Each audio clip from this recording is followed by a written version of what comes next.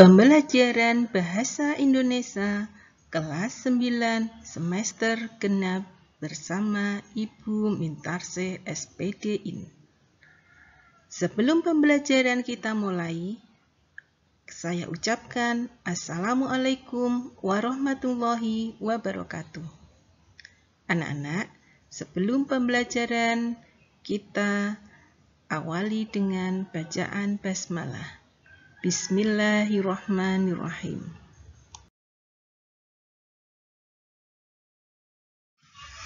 Pada kesempatan ini, kita akan belajar kompetensi dasar KD 3.9, mengidentifikasikan informasi teks diskusi berupa pendapat pro dan kontra.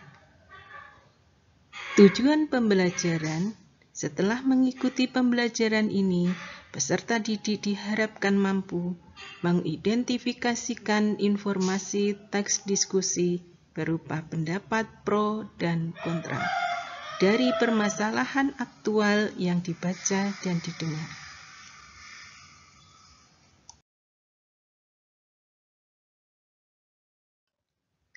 Urun gagasan. 1. Apa yang kamu ketahui tentang diskusi?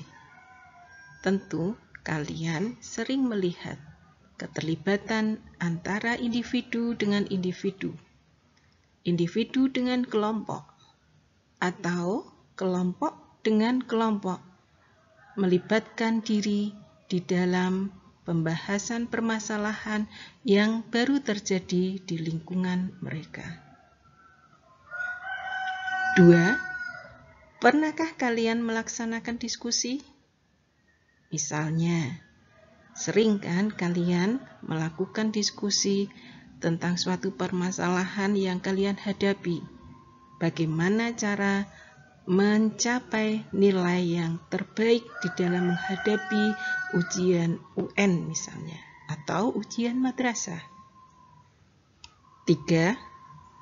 Topik apa yang pernah kamu bahas dalam diskusi? 4. Bagaimana pendapat kamu setelah melaksanakan diskusi? 5. Apa pula yang kamu ketahui tentang teks diskusi?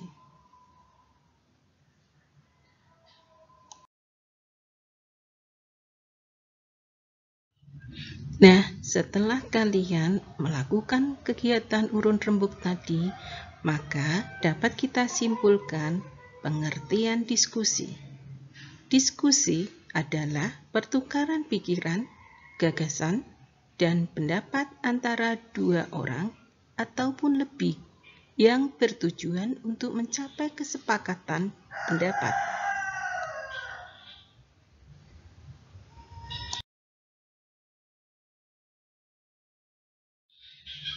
Sementara pengertian teks diskusi. Teks diskusi yaitu tulisan yang menerangkan suatu masalah atau isu yang dilengkapi dengan adanya argumen, baik yang mendukung ataupun menentang isu tersebut, dan kemudian diakhiri dengan adanya rekomendasi atau simpulan dari penulis.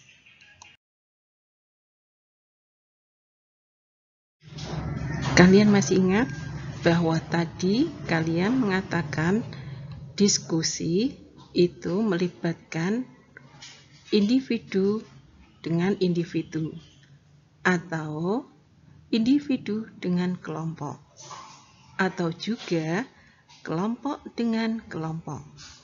Maka dari di sini kita dapat menentukan jenis-jenis diskusi. Jenis-jenis diskusi yang pertama, diskusi seminar. 2. Diskusi panel. 3. Diskusi simposium. 4. Diskusi lokakarya. 5. Diskusi kongres. 6.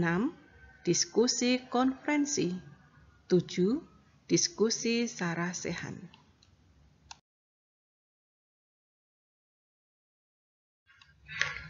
Silakan kalian cari pengertian dari jenis-jenis diskusi tersebut.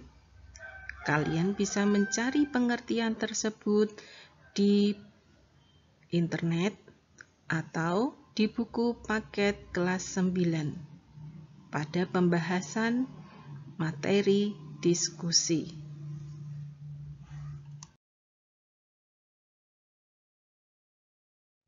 Silahkan kalian cari pengertian dari jenis-jenis diskusi tersebut. Jenis diskusi seminar, 2. Jenis diskusi panel, 3. Jenis diskusi simposium, 4. Jenis diskusi lokakarya, 5. Jenis diskusi kongres.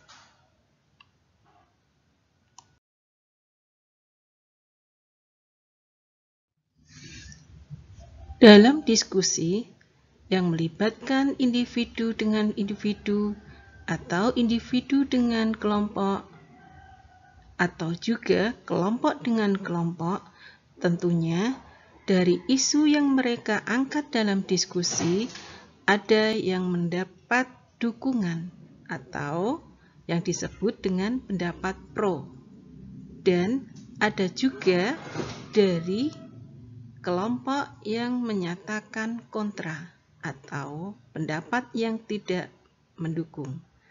Nah, apa itu pendapat pro? Pendapat pro atau mendukung adalah pendapat yang berisi pernyataan mendukung atau menunjang pendapat orang lain. Kemudian, apa yang dimaksud dengan pendapat kontra? Pendapat kontra adalah pendapat yang berisi pertentangan atau ketidaksetujuan terhadap suatu pendapat.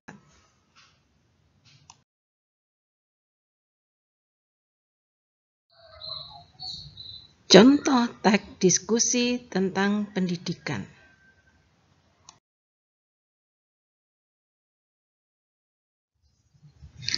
Teks diskusi bagian pertama disebut bagian isu. Isu adalah permasalahan yang diangkat dalam diskusi. Contoh di sini, silahkan kalian cermati teks tersebut. Kegiatan pendidikan sejak pandemi COVID-19 merebak menjadi perbincangan hangat. Pada saat kasus positif berhasil ditekan, muncul pertentangan apakah harus melaksanakan pembelajaran tatap muka atau bertahan dengan pembelajaran jarak jauh.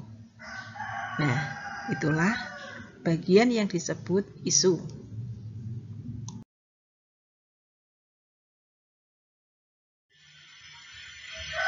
Bagian teks diskusi yang kedua adalah argumen mendukung. Argumen mendukung adalah bagian yang mendukung pendapat dari isu yang diangkat.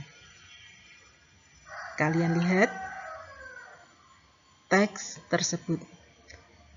Pembelajaran tatap muka sangat penting untuk segera dilakukan, mengingat banyaknya kendala dalam penerapan pembelajaran jarak jauh, khususnya bagi siswa yang lokasinya berada di pedalaman, sehingga akses ke internet susah.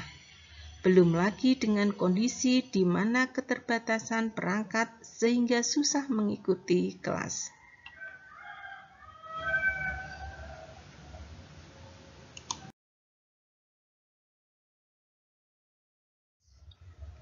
Bagian yang ketiga, bagian argumen menentang.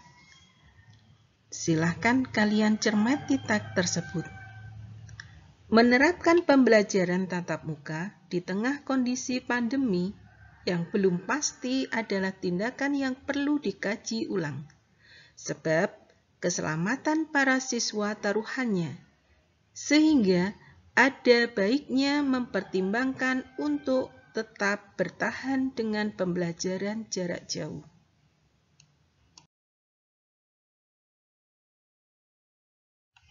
Bagian yang terakhir adalah bagian simpulan. Kita lihat teks tersebut. Pembelajaran jarak jauh menjadi solusi untuk tetap bisa melaksanakan kegiatan pembelajaran di tengah pandemi. Hanya saja, efektivitasnya masih rendah dibandingkan pembelajaran tatap muka.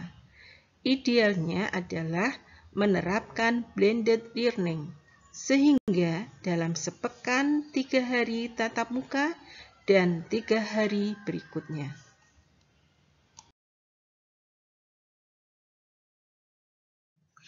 Setelah kalian melihat dan mengamati contoh teks diskusi yang baru kita bahas tadi, bahwa teks diskusi terdiri dari isu, kemudian argumen yang mendukung, kemudian argumen yang menentang, dan bagian simpulan. Bisa dipahami kan? Bagaimana teks diskusi itu? Oleh karena itu, kalian sudah dapat memahami dengan baik teks diskusi, maka Ibu berikan tugas. Tugas tersebut adalah setelah kamu mengetahui contoh teks diskusi, kerjakanlah tugas berikut ini. Yang pertama, isu Ibu tentukan. Pelajaran TIK atau pelajaran TIK perlukah dihapus dari kurikulum pendidikan pada sekolah menengah tingkat pertama atau tingkat SMP atau yang disebut madrasah? Nah, silakan kalian cari pendapat yang mendukung. Tulis pendapatmu pada kolom ini. Kemudian, tulis juga bagian kontra. Tulislah pendapatmu yang berisi menentang dari isu yang tadi Ibu sebutkan.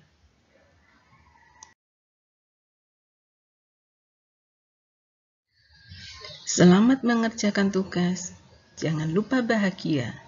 Wassalamualaikum warahmatullahi wabarakatuh.